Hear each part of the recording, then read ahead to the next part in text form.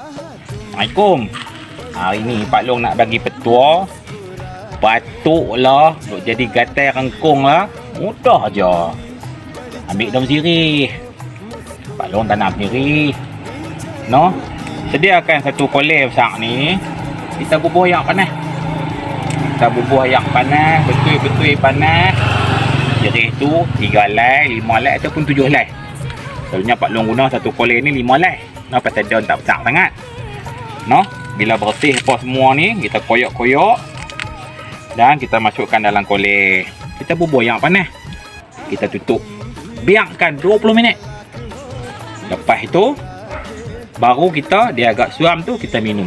Bismillah, selawat, bacalah salamun qaulan mir rabbir rahim 3 kali. Kita minum. Hak duk jadi duk batuk sangat kan, pasal hisap rokok ke apa ke, dia akan hilang. No, hak gatal-gatal disebabkan oleh lendiak ataupun balgam pun dia akan cair, dia akan hilang. Cuba nah. Daun sirih, asyifa'u minallahi wahdah.